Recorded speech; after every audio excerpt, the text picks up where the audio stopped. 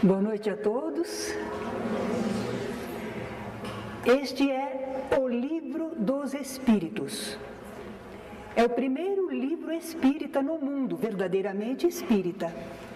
Ele foi publicado por Allan Kardec, lá em Paris, na França, a 18 de abril de 1857. Então, neste ano, estão se fazendo grandes comemorações, porque são 150 anos que o Livro dos Espíritos está entre nós. O que contém o Livro dos Espíritos? Contém os princípios da nossa doutrina, as informações e os ensinos que foram recebidos do mais alto, daqueles instrutores espirituais, através de diferentes médiuns em diferentes localidades, e que Allan Kardec, com a sua sabedoria, sua didática, coordenou, colocou em ordem e nos apresentou. Quer dizer que hoje a gente pega um livro e lê e conhece a doutrina dos espíritos, as informações sobre o mundo espiritual. Na primeira parte desse livro, quando ele fala de causas primárias, há o capítulo Deus. O Livro dos Espíritos começa com a ideia de Deus. E a primeira pergunta: que é Deus? Por que será que começou a falar das coisas espirituais perguntando o que é Deus? Porque a ideia que nós fizermos de Deus vai influir decisivamente sobre tudo que nós vamos pensar, da origem do universo, como é que começou a vida, o que ela significa, os seres, as coisas, os mundos, nós. Vamos ter a ideia, se existe Deus, então há uma vida que transcende a realidade corpórea. A vida não é só material, é espiritual, imortal e tem uma finalidade superior, justa e sábia. Costuma-se sempre ressaltar que Allan Kardec sabiamente perguntou: que é Deus? Porque se ele perguntasse quem é Deus, já daria a ideia de uma pessoa, de um indivíduo. Não podemos ter uma ideia assim sobre Deus. Aquela ideia antiga de Deus, como é muito antigo, seria um velho, de longas barbas brancas, voz tonitruante porque seria muito poderoso, não é? Aquelas ideias antropomórficas, quer dizer, fazendo Deus à semelhança do homem, a gente deixa de lado. Os Espíritos do Senhor não nos falaram dessa maneira sobre Deus. Mas nós continuamos querendo saber o que é Deus. E alguns dizem: Deus é o infinito. Mas isso não explica nada. Quando é que a gente fala infinito? Infinito a gente não pode medir. Nós não temos como equacionar os processos de análise do nosso conhecimento. Infinito é aquilo que a gente não pode mensurar, não pode medir. Então, se a gente diz assim, Deus é o infinito, Deus a gente não sabe medir, infinito também não. Então, uma coisa que não se sabe bem o que é, para definir outra que é desconhecida. Não, isso não resolve o nosso problema. Felizmente, a maioria das pessoas vai nos dizer que Deus é o Criador do universo, de tudo que existe. Entretanto, apesar de ser uma afirmativa correta, nós vamos encontrar pessoas que argumentam assim: Deus não existe, é apenas uma criação da mente humana. Deus não existe, mas o universo existe, está aí, diante de nós. Como é que vamos explicar a existência do universo? Não há efeito sem causa. É um axioma, não é? Uma proposição evidente. Tudo que existe tem uma causa. O universo existe, ele também tem uma causa. E a essa causa do universo, causa universal, é que nós chamamos de Deus. Mas a pessoa ainda não se dá por achada. Ele é negativo. ele diz assim: qual o quê? O universo se formou por acaso. Foi num puro acaso que os elementos existentes tomaram esse impulso, essa direção, dando início à formação de tudo que existe. Aí nós perguntamos, mas de onde teriam vindo os elementos iniciais para depois, o acaso, lhe dar algum impulso e direção? O acaso deu direção, mas deu direção a alguma coisa? Já existia? De onde surgiu isso? A natureza se criou por si mesma. Ainda aqueles que negam a existência de Deus nos dizem que essas obras que se diz da natureza são produzidas por forças materiais. E essas forças atuam mecanicamente. Olha a lei de atração e de repulsão. As moléculas dos corpos inertes, elas se agregam e desagregam sob o império dessas leis. E os astros no espaço? Eles atendem à atração molecular. E eles se movem por efeito da gravitação. Lá estão eles se movimentando em suas órbitas. Plantas e animais nascem, crescem e se multiplicam, sempre da mesma maneira, cada um na sua espécie, e tudo isso porque está subordinado a causas materiais: o calor, a eletricidade, a luz, a umidade. Eles dizem que as forças orgânicas da natureza são puramente automáticas. E há aquela regularidade mecânica, mas isto não significa a ação de qualquer inteligência livre. Eles pensam assim. Mas, naturalmente, Allan Kardec comentou, argumentou bastante. Ele disse que atribuir a formação primária das coisas as propriedades íntimas da matéria seria tomar o efeito pela causa. Porque aquelas propriedades que a matéria tem já são um efeito e deve haver uma causa para elas. Eles falam da natureza se criando a si própria, no acaso, construindo e estruturando o universo. Quem faz isso é negador sistemático do espírito. Só acredita na matéria e se engana porque toma o efeito pela causa.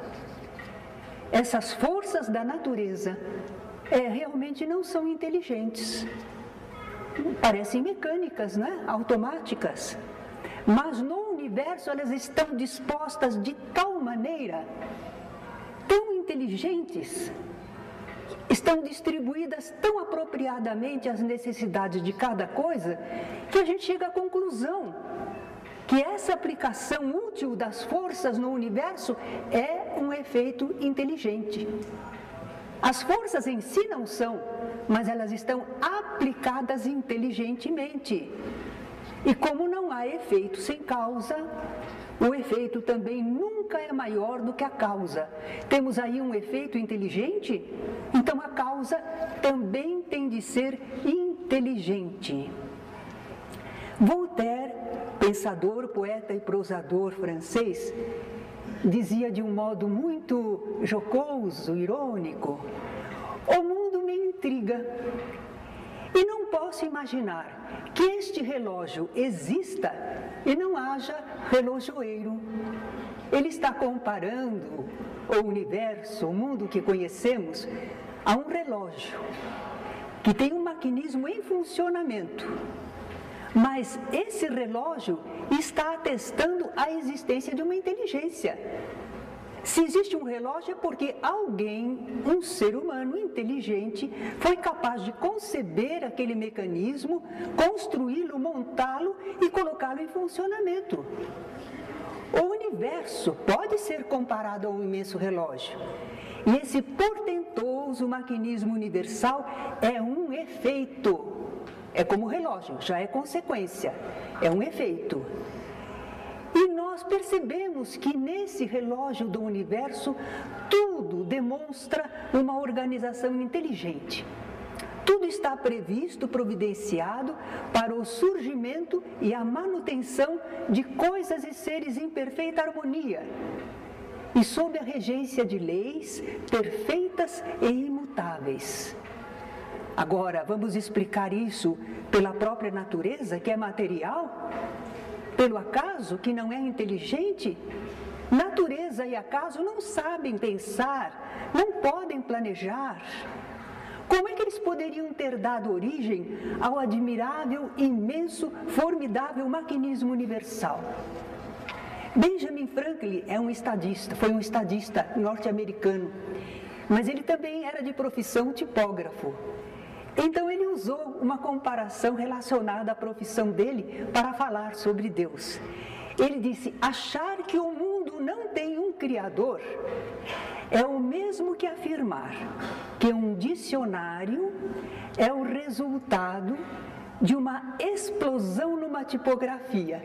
Já imaginaram? Todos aqueles tipos lá, não é? Que dependem da composição inteligente. Não, houve uma explosão e caiu tudo direitinho, formando um dicionário. Théophile Gautier, poeta romancista francês, ele diz que o acaso é talvez o pseudônimo de Deus quando não deseja assinar. Deus não quer aparecer. Então, nós temos a impressão de que foi um acaso, mas ainda aí há uma lei divina.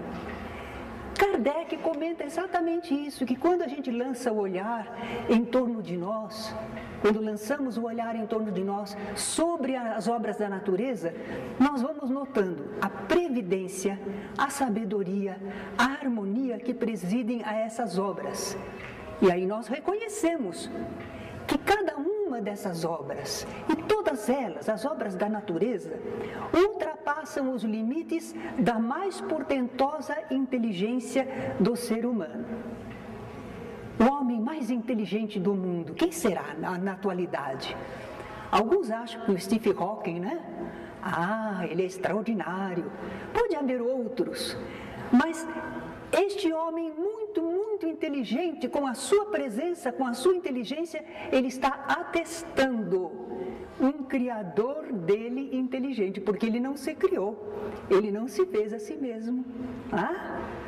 Que inteligência, a inteligência divina, é superior a qualquer outra que conheçamos.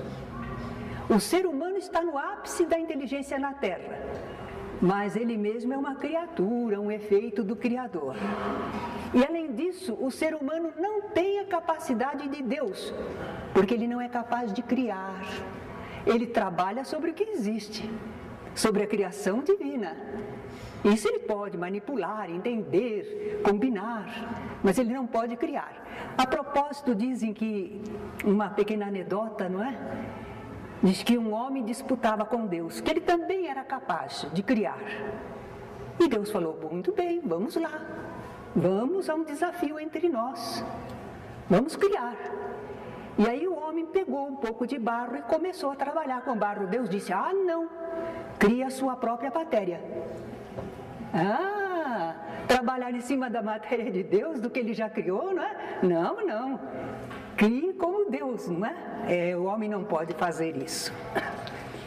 Que é Deus? Kardec perguntou. E os instrutores espirituais responderam: é a inteligência suprema, causa primária de todas as coisas. É uma definição singela, simples, mas realmente ela é muito profunda. É resumidinha, sucinta, mas por enquanto, o que nós podemos falar sobre Deus no nosso estágio de evolução? Nós não compreendemos todas as coisas, não alcançamos todas as coisas, mas isso nós já podemos entender, que há uma inteligência suprema, que é a causa primeira de tudo quanto existe. Foi maravilhosa a resposta dos espíritos, não é? Não perderam muito tempo, falaram o essencial e verdadeiro.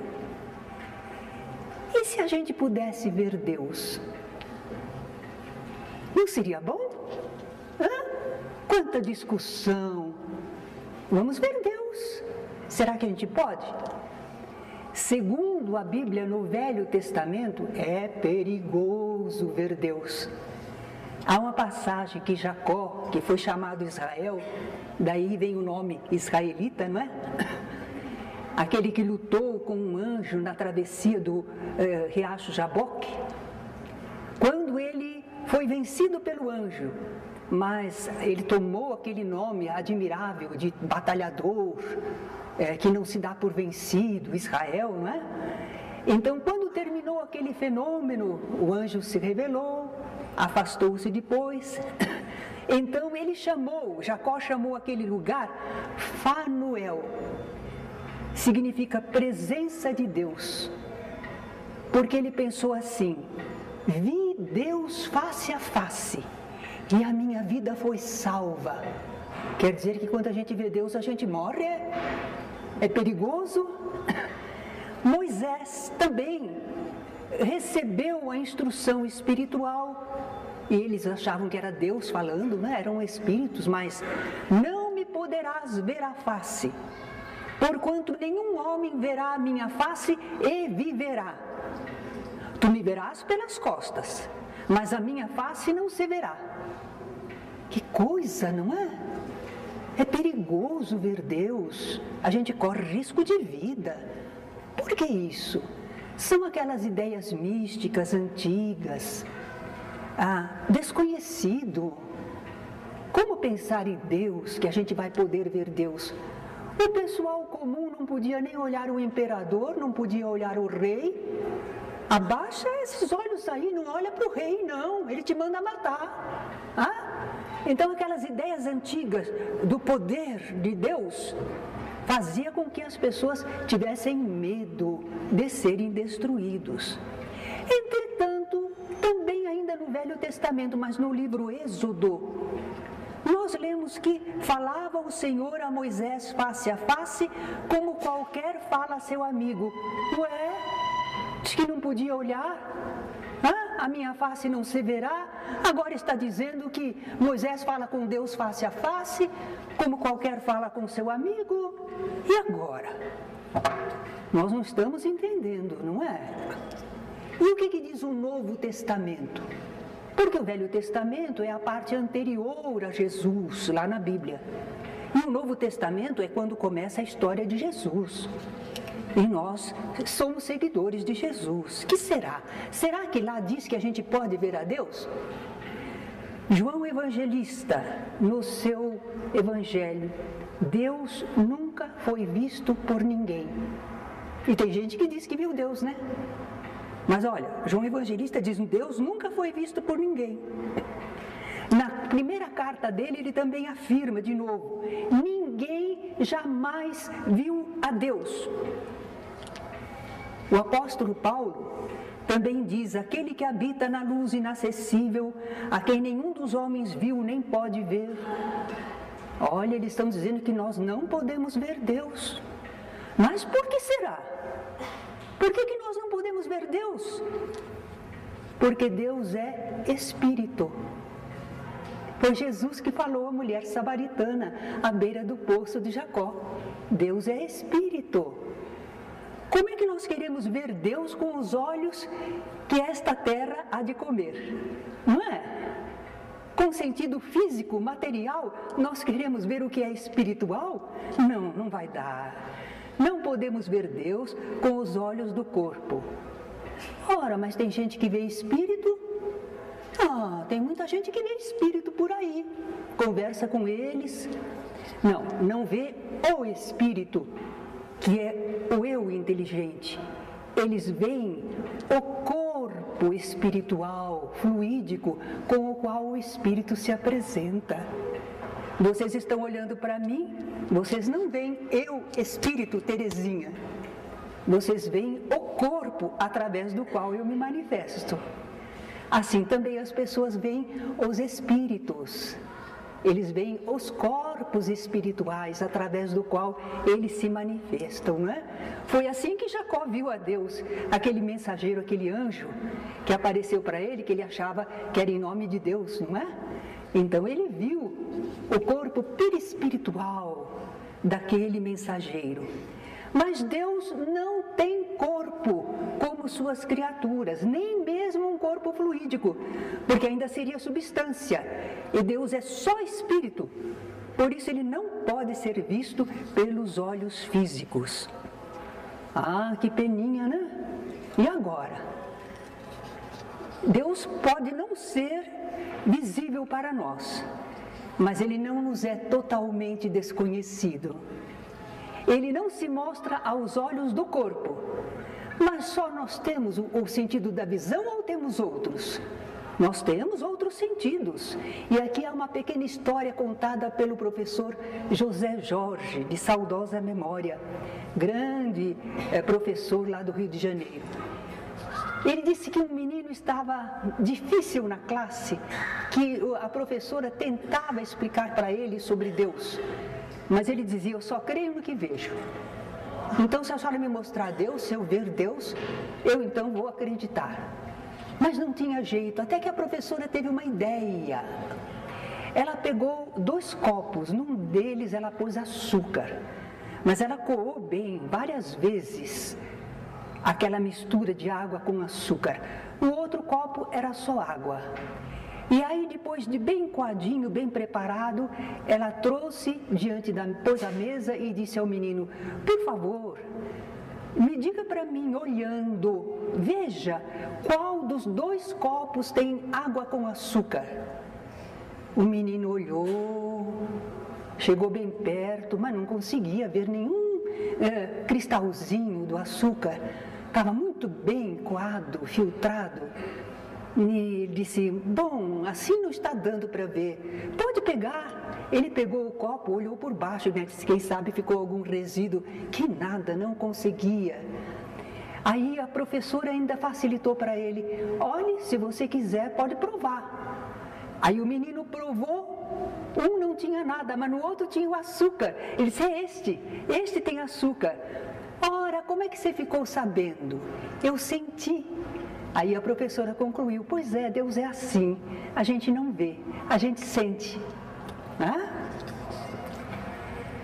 Aqui, nesse propósito de sentir a Deus, uma poesia muito interessante, Deus e o homem. O homem sussurrou: Deus, fale comigo. E um passarinho cantou, mas o homem não ouviu. Então o homem repetiu: Deus, fale comigo. E um trovão ecoou nos céus, mas o homem não entendeu. O homem olhou em volta e disse: Deus, deixe-me ver o Senhor. E uma estrela brilhante apareceu no céu, mas o homem não a notou. O homem pediu: Deus, mostre-me um milagre. E uma criança nasceu, mas o homem não sentiu o pulsar da vida. Então o homem clamou em desespero: toque-me, Deus, e deixe-me saber que o Senhor está aqui comigo. Ao que Deus o tocou suavemente, mas o homem espantou a borboleta que pousara no seu ombro e, desiludido, continuou o seu caminho, triste, sozinho e com medo. Ele não percebeu a presença de Deus e as respostas divinas. Faltou a ele um sentido especial, porque nós podemos perceber Deus pela razão ou pelo sentimento. Pela razão, Deus se faz evidente à nossa compreensão através de suas obras da criação. Mas nós também podemos sentir Deus quando sintonizamos com as vibrações do seu infinito amor na vida universal. A esse respeito, nós temos um poema de Eurípides Barçanufo. Vocês estão reconhecendo o nome Eurípides? Do Candário Eurípides, lá onde tem a panificadora, não é? Aquele lar lá. Eurípides Barçanufo foi um pioneiro do espiritismo na pequena cidade mineira de Sacramento, não é? O poema é longo e belo, mas eu só vou citar algumas estrofes. Deus, que vos revelais pela natureza, vossa filha e nossa mãe, reconheço-vos eu, Senhor, na poesia da criança que sorri, no ancião que tropeça, no mendigo que implora, na mão que assiste, na mãe que vela, no pai que instrui, no apóstolo que evangeliza. Deus, reconheço-vos eu, Senhor, no amor da esposa, no afeto do filho, na estima da irmã, na justiça do justo, na misericórdia do indulgente, na fé do pio, na esperança dos povos, na caridade dos bons, na inteireza dos íntegros. Deus, reconheço-vos eu, Senhor, no estro do vate, na eloquência do orador, na inspiração do artista, na santidade do moralista, na sabedoria dos filósofos, nos fogos dos gênios. Deus, reconheço-vos eu, Senhor, com Jesus quando ora, Pai nosso que estás nos céus, ou com os anjos quando cantam, glória a Deus nas alturas. Esse é o fechozinho do poema, não é? É lindíssimo. Eurípides Barçanufo foi uma grande criatura, um grande cristão e deixou páginas muito lindas.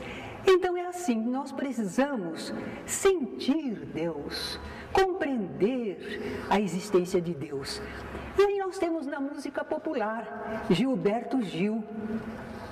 Eu acho lindíssima, não sei cantar essa música, infelizmente.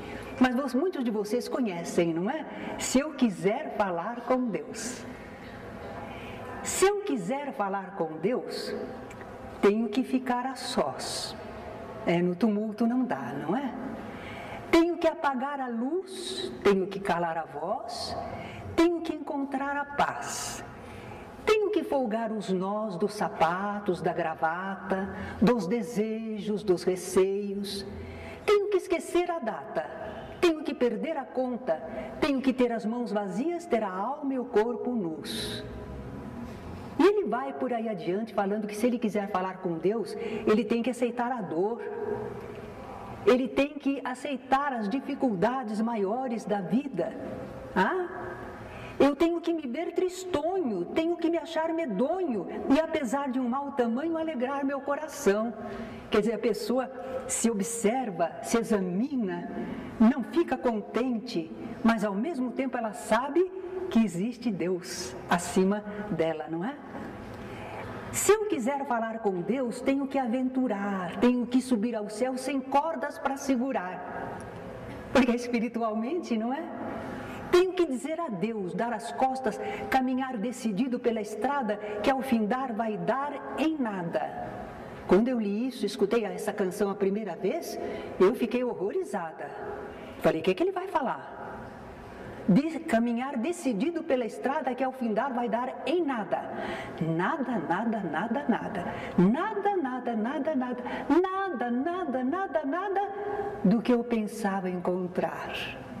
Porque o que é espiritual é outra coisa, fora do nosso conhecimento comum, não é? Mas, se por enquanto é assim, quanto mais desenvolvermos o intelecto e a sensibilidade espiritual, mais nós veremos a Deus, esse veremos entre aspas, né? Quer dizer, mais nós entenderemos e sentiremos sua divina presença e ação em tudo que existe e acontece. E aí a gente lembra de Jesus. Bem-aventurados os puros de coração, porque verão a Deus. Quem tem a pureza de coração, né, é capaz de perceber, de sentir no plano espiritual. Sabem que aqueles espíritos altamente evoluídos, que muitos costumam chamar de anjos, mas são espíritos como nós, só que desenvolveram e chegaram a essa elevação, eles já conseguem ver Deus de um modo mais completo e mais perfeito do que nós. E eles podem nos contar alguma coisa, fazer revelações a respeito do nosso Criador. Eles podem. Mas eles só fazem isso dentro daquilo que nós já podemos entender e sentir. Se não é prematuro, se perde. Enquanto não temos condições para assimilar, para entender, é perder a conversa, é perder a ideia, não adianta. Por isso é que nós temos que evoluir para conseguirmos receber as informações mais avançadas. Moisés achava que via Deus. Sim, porque ele presenciava o esplendor das manifestações dos bons espíritos que lhe falavam em nome do Altíssimo. ele pôde observar fenômenos luminosos que esses espíritos produziam. E ele chegou a sentir-se envolvido naquelas sublimes vibrações que os espíritos emitiam. E a mensagem que eles passavam era tão sublime, tão superior, que para Moisés era ver Deus face a face. Mas um apóstolo de Jesus, Filipe, não sabia ver assim como Moisés, não sabia ver. Quando Jesus estava quase no final do seu ministério, ele estava dialogando com os discípulos, dando as últimas instruções, falou muito Jesus. E de repente Filipe interrompeu: mostra-nos o Pai, e isso nos basta. Quer dizer, você está falando tanto aí, mostra Deus para nós. Jesus respondeu: estou há tanto tempo convosco e não me tendes conhecido, Filipe. Quem me vê a mim, vê o Pai. E como dizes tu, mostra-nos o Pai? Crede-me que estou no Pai e o Pai em mim. Crede-me ao menos por causa das obras que faço. Jesus está dizendo que Ele é Deus? Não. É que Jesus era a mais alta expressão de espiritualidade.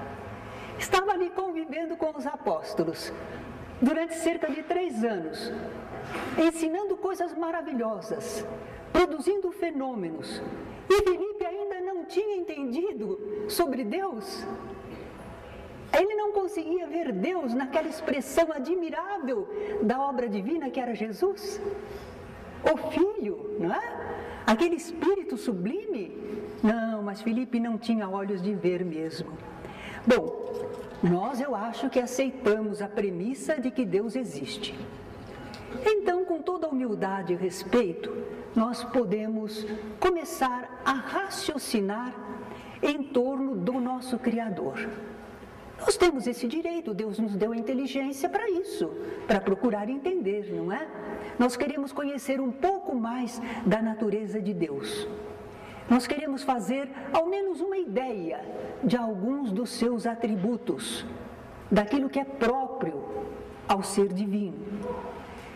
E Kardec nos dá uma orientação, como é que a gente vai fazer? Vendo o que Ele, Deus, absolutamente não pode deixar de ser, sem deixar de ser Deus, deduziremos o que Ele deve ser. Para ser Deus tem que ter esta qualidade, este atributo. É assim que a gente vai conhecer um pouquinho mais sobre Deus. Então vamos lá. Deus é eterno. Não teve começo e não terá fim. Por que nós temos que aceitar falar assim sobre Deus? Porque se Deus tivesse tido um princípio, de onde que Ele se originou? Do nada? De um outro ser? E se Ele tivesse fim, o que é que haveria depois dele? Então, para começo de conversa, nós temos que aceitar que Deus é eterno. Nós não somos eternos, embora seja costume falar a nossa vida eterna, nossa vida imortal. Mas vida eterna só de Deus. Porque Ele não teve começo e não terá fim. Nós tivemos um começo, fomos criados por Deus. Só não vamos ter fim, somos imortais, né? Deus é imutável, Ele não muda, não se modifica. Então essas ideias de que a gente vai mudar a vontade de Deus, oh meu Deus, muda aí as tuas leis para fazer isso para mim, não dá. Deus é imutável, Ele não muda, não se modifica, porque Ele é teimoso, é turrão. Não, é a perfeição, não tem o que mudar, é a perfeição. Se Deus estivesse sujeito a mudanças, as suas leis que regem o universo não teriam estabilidade. Já imaginaram o caos, a desordem, a confusão? Não, está tudo no lugar, firme, estável. Esteve, está e estará. Deus é imaterial. Não pode ser matéria, Deus. Por isso Jesus tem razão quando ele disse que Deus é espírito. Se fosse matéria, seria mutável, sujeito a transformações, como a matéria é. Mas a natureza de Deus é diferente. é diferente de tudo que conhecemos como matéria. E é por isso que ele não tem uma forma perceptível aos nossos olhos, nem podemos formar dele uma ideia material. Deus é único, é um só. Antigamente, a mitologia falava de muitos deuses, né? Os gregos, os romanos, eles falavam de muitos deuses, os egípcios também, mas não, Deus é um só. Por isso, com os israelitas, nós vamos encontrar a ideia de um Deus único, não é? Já era um avanço no conhecimento. É único, não há outro como ele. Se houvesse outros deuses, não haveria unidade de objetivos, nem de poder, nem de ordenação de tudo no universo.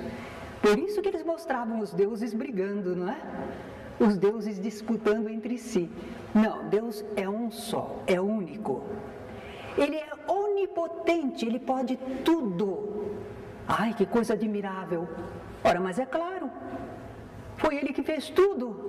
Como é que ele não pode tudo? Tudo que ele fez, ele sabe como funciona, o que fazer, como impulsionar. Ele criou, né? Ele é soberanamente justo e bom. Não creio muito não. Olha o mundo aí tão cheio de problemas, de injustiças. Isso é a criação do homem. São as nossas experiências que Deus deixa acontecer. Mas Deus é soberanamente justo e bom. Quando a gente olha a natureza, quando a gente olha a situação universal, sem essa interferência ignorante da criatura humana, a gente percebe a sabedoria, a bondade, a justiça, a providência divina. Deus tem uma solicitude com as suas criaturas, em toda a criação, pode ser as mais pequeninas coisas ou as maiores. Vamos exemplificar assim. Um elefante, ele tem a manada, não é? Ele não é sozinho, ele tem companheiros. Ele pode se unir, pode procriar. Ele tem um bando, tem a manada. Não é sozinho não. Tem lugar para ele. Bom, os homens estão tirando um pouco o lugar deles. Mas que Deus estabeleceu lugar para ele, condições para viver, sim. Sim, Deus pensou nele. Providenciou tudo o que ele precisaria. E uma formiguinha? Também. A formiguinha também tem companheiros, as oportunidades de vida, não é? O que alimenta. Então nós vemos que Deus cuida de toda a criação, das menores às maiores coisas. E Ele é infinito em todas as suas perfeições. Senão algo ou alguém seria maior do que Ele em algum sentido. Por isso tem uma passagem no Evangelho em que um moço rico aproxima-se de Jesus e faz uma saudação. Bom mestre. Sabem que Jesus não aceitou essa palavra bom? Por que me chamas bom? Bom, só o Pai o é. Bom inteiramente, plenamente, infinitamente, só Deus. Nós somos bons. A nossa bondade tem lá os seus realces, mas tem os seus pontos baixos, não é? Mas Deus é infinito em todas as suas perfeições. Por isso que nós falamos que Ele não muda, é perfeito. É infinito, infinitamente perfeito. Bem, nós, falando sobre Deus, chegamos a uma conclusão. Já pensaram naqueles tempos dos homens das cavernas, daqueles habitantes nas primeiras fases da humanidade aqui na Terra? Como é que o homem podia pensar sobre Deus? Difícil, não é? Ele ainda não estava desenvolvido intelectualmente. Acho que ele ficava olhando as estrelas, que seria aquilo, não é? Ficava intrigado que o sol aparecia e desaparecia. Que havia certas ocasiões de chuvas e ocasiões de seca. E o que seria o trovão, o relâmpago? Ele não entendia muita coisa e procurava explicar ao seu modo. Então, quando ele começou a ter ideia de que havia um poder maior, ele fez representações antropomórficas. Ele imaginou que esse poder do lado de lá pareceria com ele. fez mais ou menos de acordo com como é que ele era, uma forma humana, não é? E até confundiu às vezes o Criador, colocando no Criador aquelas imperfeições comuns às criaturas. Então é um Deus caprichoso, que olha lá, se você não falar direito com Deus, ele te castiga. Ele é invejoso, tinha inveja de outros. Então todos aqueles defeitinhos humanos, quer mandar mais, quer que todos obedeçam. Então a criatura humana criou Deus assim. As ideias antigas sobre Deus, com exceção dos grandes filósofos, não é? Que eram homens avançados para o seu tempo, mas a grande maioria da humanidade fez ideias de Deus antropomórficas e de um Deus muito imperfeito, muito humano, quer dizer, de acordo com as imperfeições humanas. Ainda hoje, infelizmente, nós vemos ideias sobre Deus assim, não é? Um Deus que barganha. Você dá para Deus tantos reais e Ele, como é rico, fica obrigado a te dar muito mais, porque Ele é rico. Eles fazem Deus como se fosse um rei, um imperador, um grande empresário, não é? Ainda tem uma ideia muito humana de Deus. Mas, devagarinho, nós iremos progredindo. Vamos desenvolvendo o intelecto, o senso moral, nosso pensamento já penetra melhor no âmago das coisas, as informações espirituais, através da doutrina espírita que esses espíritos bons nos trouxeram, são admiráveis, são avançadas realmente, dignas do Criador. E aí a gente começa a fazer uma ideia mais justa da divindade. Uma ideia mais conforme a sã razão. É verdade que ainda vai ser incompleta. Nós não temos a pretensão de mostrar para nós todos uma ideia perfeita e acabada sobre Deus. Não. Nós estamos tateando em torno da realidade divina, não é? Então, por ora, ainda nos é muito difícil falar sobre Deus. Mas importa que a gente sinta Deus como um Pai, Criador, justo e bom. Não foi o que Jesus falou? Não é? Jesus várias vezes falou sobre Deus. E Ele diz, Pai Nosso. Olha lá, faz a gente entender Deus como um Pai. E Ele mostrou como Deus é justo e bom. Porque Ele faz que o seu sol se levante sobre bons e maus, e a chuva desça sobre justos e injustos. Deus não escolhe para beneficiar. Deus ama a todos e ajuda a todos. Depende da criatura aproveitar o que Deus envia, não é? Mas Deus não escolhe, Ele ama sempre, é inalteravelmente justo e bom. Esse conhecimento que já temos de Deus pode não ser perfeito, mas como nos auxilia nos nossos momentos de lutas, de tristezas, de dificuldades. Olha, se a gente não tem fé em Deus e conhece um pouco da vida espiritual, ver um ente querido partir, como na atualidade aquela família que viu o menininho de 6 anos ser arrastado, não é? Morto, terrivelmente, dramaticamente. Por que aquilo aconteceu? Se a gente não tiver uma fé em Deus e um certo conhecimento dos porquês e paraquês da vida espiritual, nós vamos ficar descrentes. Se existisse Deus, não deixaria isso acontecer, não é? Nós partimos logo para um campo errado, porque nós não sabemos todos os porquês e paraquês da vida. Deus sabe. Ele ama mais e melhor do que nós. E aquele menininho é filho dele. Nós pensamos que o amamos mais? De modo nenhum, não é? Mas quando nós temos um certo conhecimento da vida espiritual, e graças à doutrina espírita a gente avança um pouquinho, então nós encontramos mais condições para suportar as dificuldades da vida, para superar, resolver muitos problemas, aguardar com paciência, não é? Nós já cremos em Deus, Mas falta aprendermos com Jesus como adorar a Deus. Jesus disse que Deus é Espírito e que nós devemos adorá-lo. O que é adorar a Deus? É ficar reverenciando. Em Espiritismo, então, não temos nem altar, nem imagem. Como é que nós vamos adorar a Deus? Adorar a Deus é fazer a vontade dEle, cumprir as suas leis. O que é que Deus quer? Qual é a vontade de Deus? Isso eu faço. Nisso eu demonstro minha adoração a Deus. Cumpro as suas leis. A verdadeira adoração a Deus se faz em espírito.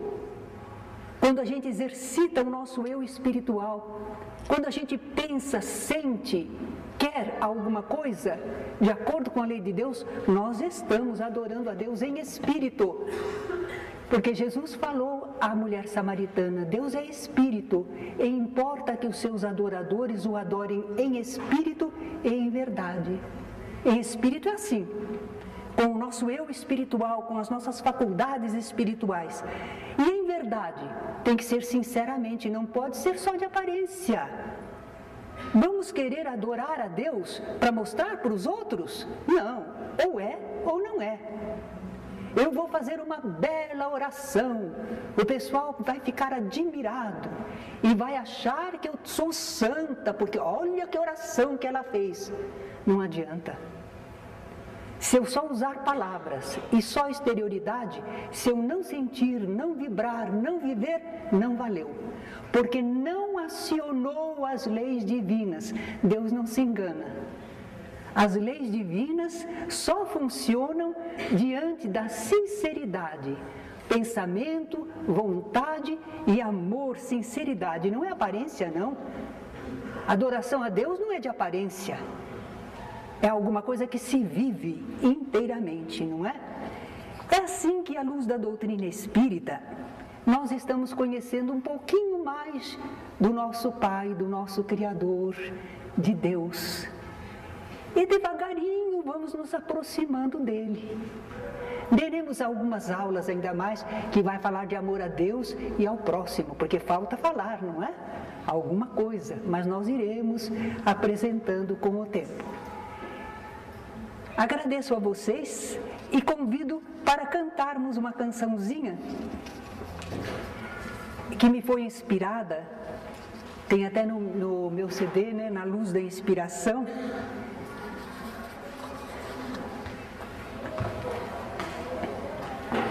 Enquanto eles estão distribuindo, eu canto uma vez, porque assim vocês acostumam e depois podem cantar comigo, não é?